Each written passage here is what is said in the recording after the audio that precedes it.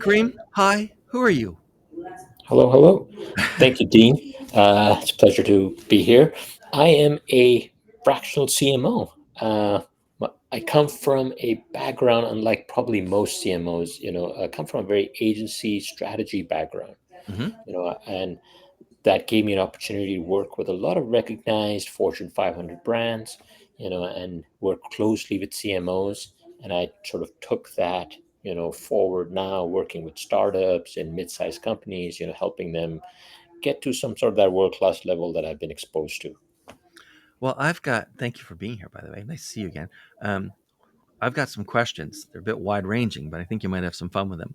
And one of them is I want to, before we talk about industries or whatever, the economy or whatever, I want to talk about being a fractional CMO. Like, how has finding clients changed over the last year or two for fractional CMOs? Or how do you think it's going to change in the next year? What's it going to be like in 2025? Yeah, that's a very interesting question. Now, I think to answer that, what I would say is, what is this beast of fractional CMOs? Yeah. Like where did it come from? I mean, maybe it's a thing I'm only seeing now because, once you've started to gray your hair and, get into a 20-year experience, you get exposed to these kind of things. And maybe I'm only seeing it now. But I think my own exposure to it was coming from the startup world.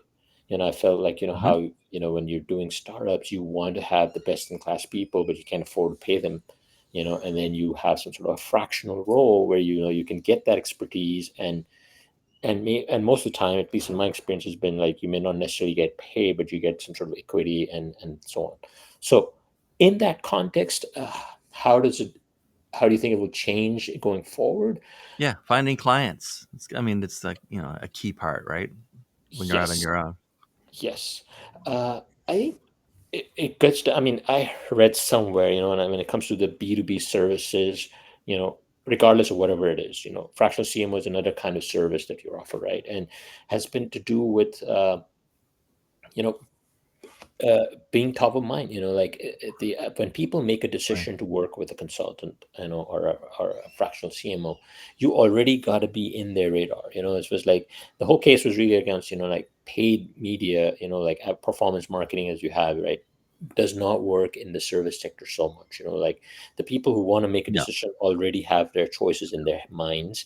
So your goal, therefore, then is to be in their radar over building that rapport, through content and visibility. And I think pretty much what you're doing, I think this with this platform really it helps to stay on top of mind of all people relevant to you, and therefore you're in the consideration set. So I think that fundamental will not change so much. I think what will probably change is based on some of the economic aspects, the kind of companies that are going to come up, Right. like for example, like post pandemic there was this whole surge of on demand delivery, because it was changing retail because of everything being shuttered and Hmm. everything being to e-com.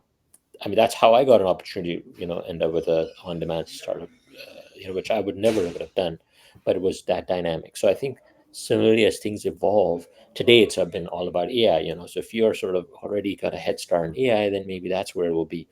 So right now, I think that's probably the headwinds are really in that space between now and, I think as AI continues to evolve, I think that's where the opportunities will be, and the fundamental process will still continue to be the same. So it's just about how you continue to make yourself relevant. Right. That's another part of it.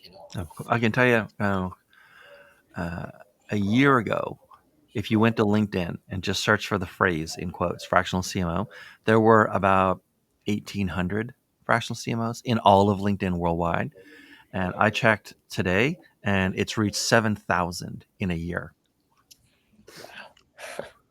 So like two and a half times growth. That's like a lot of people are now fractional CMOs, or a lot of people now call themselves fractional CMOs. But that's a tremendous amount of growth for a very specific job description and title in just It a is. year. In fact, it's grown so much that I said when I was on LinkedIn, I said, okay, 7,000. I clicked on the little one to see like how many are I'm connected to. I'm connected to 1,800. I'm connected to as many fractional CMOs as there actually were a year ago. right? Wow. And so that's how much it's grown. That I'm like, apparently I'm connected like 24% of all the fractional CMOs on LinkedIn. Oh my. Okay. David, hi. Hi. Uh, David, tell folks a little bit about you, and then what kind of like shifts or changes do you think are happening in how fractional CMOs find clients this year or next year? Sure. So I'm David Harold. I am a fractional CMO, one of those 7,000. I came up on the agency side. So I was in Sure. integrated agencies, and then I spent 25 years in-house at a tech company called Imagination Technologies. Yeah. I've been on my own for a while now, and I'm mainly called in by tech firms, startups, and scale-ups. They make something complicated and they need to convince people to buy it instead of building it themselves. Right. And I guess, the part of the answer to your question is in that introduction. So I am mainly called in by my clients. Mm-hmm. I don't do a lot of marketing to find those clients. It's pretty much all word of mouth. I was tempted to put something on my website with a little percentage saying how much of my time is occupied, because one of the things I do think about a lot at the minute is how many people come to me and say, can we do something? And I say no, and how Yeah. that then, affects a future relationship or whatever else. And of course, how to scale as a fractional CMO. It is still a business. And, you're sort of thinking about, well, where does this go? How can it go? So I guess the answer to your question is probably in that: how do people find me? Why do they find me? And it's through content, it's through LinkedIn, it's somebody doing a search, it's somebody asking for a referral, it's people who are exposed to more high profile things that you do within your networking. So I did a lot of stuff around the UK semiconductor strategy, and Mm-hmm. that gets me known to semiconductor companies. And I'm involved with incubators with, Silicon Catalyst and Chipstart UK, which is the government incubator. And people know of me because of that. They, see me at events or whatever else. And then they come to me when they have the problem that they think I solve. So I just put some effort into making sure that people do actually know which problem I solve. And then hopefully it all works itself out. There you go. uh, okay then. So let's talk about changes and what's happening these days. Okay. So, David, like, what, if any, sort of shifts in marketing strategy are we seeing like right now and into next year? Do you think, like, what's been changing that's based on politics and the economy, and a lot of things are sort of in flux right now? I, How's that I, I affecting marketing? yeah. I mean, I like that economy one actually, Mm-hmm. because, it's sort of, it's very much my belief that people should focus on account-based marketing, that people should try and go as direct to their clients or customers as they possibly can, that, the majority of mediation, you should avoid it if you can avoid Yeah. it. And marketing sort of historically has got a bit of reputation for building these gin palaces. I don't know, maybe that's a British phrase, I'm not sure. These sort of It is definitely a British floating phrase. these I don't know what it means. floating ornamental boats and yachts and whatever that Mm-hmm. stay in the marina, and people go on them in the marina for a Right. drink and don't ever sail anywhere. And they're a pretty expensive way to go, hey, I've got a yacht. Mm-hmm. Um, and marketing sort of tends towards those things. Let's have the biggest possible stand that we can have at a trade show, and whatever else it is. And the economy has kind of forced people to reconsider that and push them in the direction of the kind of marketing strategy that I favor, which is, let's find out about the customer, let's work out where they are, let's go on the Right. shortest possible line to deliver our messages to them. If I can enable a salesperson to just go in with some messages, that's perfect. If we have to go beyond that, then I start with, VIP events or direct content, newsletters. I love a newsletter, especially if it's signed by the CEO. So those kinds of things I think are really working out. And I like that, it pushes budgets down, it pushes effectiveness up. So I'm pretty happy. I'm pretty happy with that. And also I'm pretty happy with the fact that as a fractional CMO, people who maybe in the glory days of VC money pouring into their businesses would have just gone and hired a Mm-hmm. CMO, Yeah. and now going, oh, how should I tackle the Yeah. problem of marketing? To which fractional is a really good answer. Someone asked me a couple weeks ago. Really, he's a really smart guy. I love talking to him. His name is Chip Royce, and he's really great on the strategy side. And he just happened to ask me, Dean, like almost all of my business, and we don't really talk about this normally on the podcast, but like the vast majority of my business's revenue comes via fractional CMOs, which is to say, like they bring me in. All fractional CMOs have a Rolodex of specialists, right? And on any given project, you maybe don't need your SEO guy this time, but you do need your graphics lady, and I'm one of those specialists, right? Very specialized. And he says, "Are you worried that this whole fractional CMO thing is just kind of like a bubble and it's going to pop?" And I said, on the one hand, anything that grows too fast can pop. On the other, do I think the gigification of the economy is going to stop? No, I don't. I don't think companies are going to switch back to only wanting full-time employees. That's kind of not a thing. All right, so Kareem, so basically the same question, right? Uh, are you seeing any shifts in marketing strategy among companies these days, this year and maybe into next year, based on how things are shifting in the economy or sentiment? I think, yeah, building on what David said, I think yes, there has been, I think, a change in dynamics. On, from, let's say, the classical, approach, integrated approach, when you need to do the shiny new thing, like, kind of approach, to very performance driven. How can I really get the maximum, ROAS, on my spend? Like, what is so? I think because of digitization of things, I think there's something we've been seeing, for a while. I think the only difference that I see now is a little bit of a convergence of those two schools. It's like there was this one, you've got to do your TV, your emotional, you got to do all of that. But then at the same time, there's this whole school of, okay, it's all about, performance marketing, conversion driven work. I think as everyone smartens up, I mean, that human element, I think, becomes fundamental. And Right. I think I come from that school, that Daniel Kahneman, 95% of decisions are emotional and subconscious. So the idea of adding that layer of emotion to performance marketing, is really where I come from. So I think is, yes, people, buy because you have mental availability. So you have some sort of an emotional reservoir. So I think doing that work, especially as things get super competitive, will be needed to be Right. layered on before you can really get to that conversion stuff, You because there's think just so things are much. about to become super competitive? Well, Is I it think not that, super competitive already? well, Some Bill, CEOs going, "Oh my God, I hope he's wrong about that. It's so hard right now." I think the economic aspect really is what, what I mean. I think competition is always there, right? I mean, I Yeah. think it's just the nature of it. Let's say if you're in a tight economic times, the nature of competition changes, is because, like, okay, then who's going to win in all of this tighter space? But when things are going well, then there's so many new players, then there's a different dynamic. So I think the competitive dynamic tends to always remain. I think it's just the context sort of changes, and Hmm. who wins within that context. It really comes down to that, right? So and I think that's where marketing can make a difference. And maybe I'm jumping ahead, but I Well, think, let's talk about that and sort of the making the difference thing, and then we're going to go back to David because I want to ask him the yes, same question, right? So things making a difference, it's always tempting in every organization to start thinking marketing as like a collection of tools or tactics, right?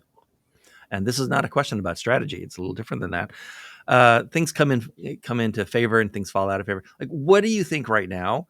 Companies or a lot of companies are doing or thinking about, and it's overrated. Or if you want, what's sort of underrated right now?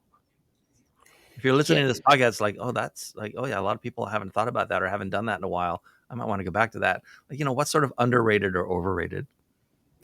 I think if I were to put it very simply, Hmm. what's underrated is actually talking to the audience you really want to convert.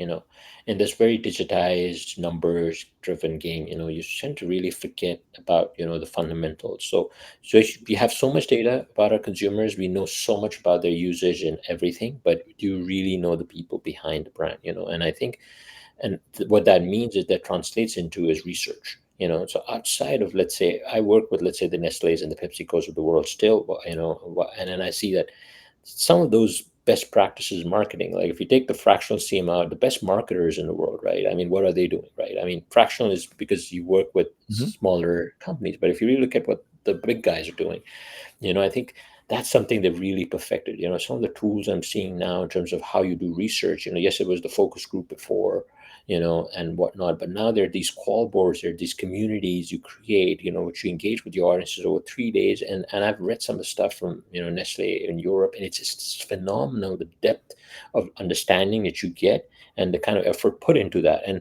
how that then translates into really engaging them, at an emotional level. So I think that is probably what I feel is underrated from majority, just because of obviously budgetary constraints, because these sort of thing is expensive, and people just tend to overlook that. David, what do you Yeah. think? What sort of concepts or tools or strategies are underrated right now? Um, I'm gonna go with a kind of like bad data, Mm-hmm. small data. So everybody talks about big data, and there's such huge access to it, and incredible tools for aggregating it. And, and I'm not opposed to having lots of data available, but actually I think focus groups, talking to the customer, finding out what your salespeople or your sales support people have heard. These Mm-hmm. little things that people are like, oh, that's anecdotal. I don't really know. Does that tell me anything apart from about that individual? I think I really like that kind of data. I think I like, hearing from the customer, because even if all that happens is you do more business with that one customer that you listen to, that repeat business is easier than finding, new business, always easier. And so I think, look at the right kind of data. It doesn't just have to be, big aggregated data. Let's throw an AI at this.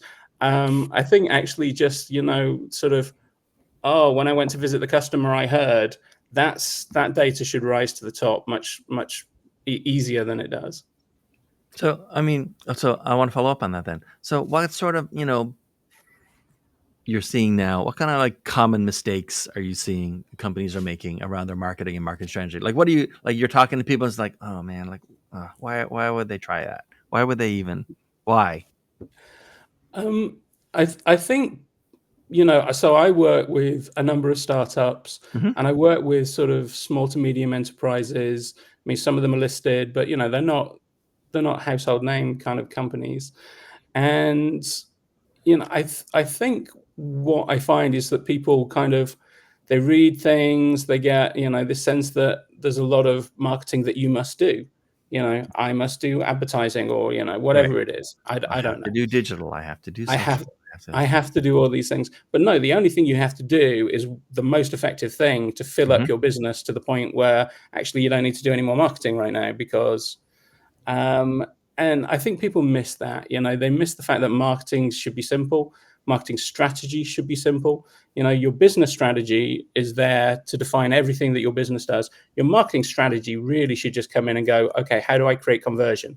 And what is the easiest way that I create that conversion? How quickly do I go to it? And I think people miss that. They come from I'm I'm probably going to offend like either somebody on this call or certainly somebody watching. But you get a lot of people who come in with quite good knowledge about what the possibilities of marketing are. They've done an MBA or whatever it is. Right.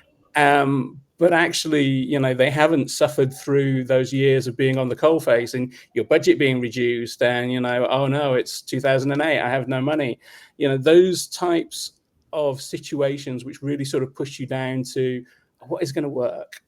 And I think that's what people miss. That's what a lot of companies miss. And you should come in, and the first thing you should do is look at the budget. And if the budget is huge, then the whole philosophy of marketing is wrong, I Right. think. Okay, so this is for you both, right? We can start with David and then switch to Kareem. So, uh, at some point, part of your responsibilities for being like fractional head of marketing at some company or a number of companies at a time, right, is at some point the team needs to be built out a little bit. It's missing a skill set. You need someone. What's the hardest part? We'll start with David on this. What's the hardest part of finding the right person to hire into a marketing team right now? So right now, I feel, we're in this really weird situation where there's a lot of availability in the market, right? Mm-hmm. A lot of people have lost their jobs, particularly in tech. So, it's not that hard to put a job up and get a lot of applicants. Right. And I don't know that I love that, because people are just in need of a job, and, they're applying for a lot of different things. I sort of feel like even with relatively small teams, the best thing you can do is headhunt. You should go and say, does anybody know someone? Mm-hmm. Do you know someone who'd be good for this role? I'd like to hear about them. And I would much prefer to hire somebody that comes from in my network and is recommended to me than, go through 150 CVs or get an AI to go through 150 CVs, whatever it is. So I think that is a weird thing at the moment, that there's so many people out there. Working out who you should get is quite hard. You've got to be proactive, I think. And Kareem, what do you think? What's the hardest part about finding like a great person to add to a marketing team right now? Yeah, what's crazy is, like, as you said, like, looking at the whole situation, right? There's so many people looking for jobs, right? And yet every day I come across a situation where it's like, we don't know who to get for this role. You know what I mean? Which is crazy. So I don't know why it's not being solved, or It's like being I'm sure. thirsty in an ocean. Yes, it blows my. I mean, I had someone, like, okay, we need this person for this role. I was just ending a fractional role, and someone needed to sort of operationalize it, and I couldn't find a single person, like, in my network that I could just say, you know what, this is that person. So I think that is an ongoing challenge. And if I look back at my own career, and honestly, if I think about it, every single job, right, maybe up to maybe the last, I mean, every single job was some sort of a referral, or Right. someone who knew someone who just, introduced me, and therefore it happened. And so I think maybe that's what it comes down to. I think it's just who you know, and that's probably seems the only way to solve it. And I think. All right. So I have one more question for you guys, and then we'll have to wind down. So Kareem, like, what if anything? You don't have to say anything you don't want to. What if anything are you excited about marketing wise for 2025? Hmm, What's I think. new or interesting, or that's fun. That should be fun. Anything? I mean, I think it's hard. I mean, it'd probably be the obvious thing. Like, probably everyone says that now, I guess. But it's just, I'm excited about AI, honestly. Yeah. I think, I am exploring it actively, and I'm loving what it's doing. I think it's making me better, and a lot of things in terms of making me more efficient and effective. It's almost like I treat AI like a Harvard grad level, Mm-hmm. employee that I pay $20 a month to, who just bounce off ideas and thinking and whatnot. You know what I mean? And and from a startup point of view, I'm actually been using, like things like Midjourney and whatnot, exploring from visual side of things for my presentations, and and so many things. It's creating impact. So I'm excited about where this goes. And I'm happy to ride that wave. I mean, I'm loving it. David, how about you? What, if anything, are you excited Um, about for 2025? Well, I'm going to say AI, but I'm going to come at it from the other side. So what I'm actually very interested in, and I genuinely do not yet know how to exploit, is the fact that there are, I mean, Google's just launched 2 new AI crawlers that are Mm-hmm. going out there looking for data. You can tell when you do a search, or ask a question in Perplexity or whatever, you find stuff coming back about your clients, Mm-hmm. or about yourself. I mean, and that is very interesting. How do you affect that search in the same way that we've, done with SEO and SEM and whatever? And to some extent, there's that the fundamentals are there, because AI is going out and it is sort of crawling in the same way that Google or Bing or whatever else is. But there are clearly starting to be differentiators in what AI is looking for, how it's looking for it. the kind of authenticity and expertise that it's trying to tease out, particularly things like perplexity. You know, as a search engine, that is trying to sound like it's an incredibly clever, you know, Harvard grad, as Karim put it. You know, so how can we influence that? I think that is going to be a big thing as we start to crack that problem. You know, whoever cracks it first, actually probably going to make a lot of money. I should have kept it to myself. But I'm very interested in that. Well, if it's any consolation, this episode won't air for several months, so you have some time. Okay, so David, who should be reaching out to you these days, and how do you want them to connect to you? You know, so I work mostly with technology startups. They can reach out to me at davidharrold.com. I am about 85, maybe even 90% occupied, so it depends what they want. But I would love to hear from people who, you know, maybe have a problem with their marketing, something they really want to look for a solution to, something that we could work on together. And yeah, David at davidharrold.com. It's a big ego. Karim? It's just all David Harrold, you know. All David Harrold. And then Karim, how about you? Who should be reaching out to you these days, and what's the best way? Yeah, I think I come from a very food and beverage kind of, CPG background, so anything which is in the food retail space is obviously something it's close to my heart and enjoy always working and doing. But yeah, closer to that, on-demand retail and some of the tech, faces of that evolution of that category, I think is where I come in. In terms of reaching me out, I think, yeah, Inside of Menace, that's sort of my public face. I've evolved from my blog to so I still do a majority of my time, while 100% full, it's still majority is consulting, sort of, kind of a thing with some fractional work. So yeah, open to always networking, connecting. All right, guys. Thank you so much. This has been really instructive for me, and that's my favorite kind of episode. It's when I learn a lot. So thanks, David, and thanks.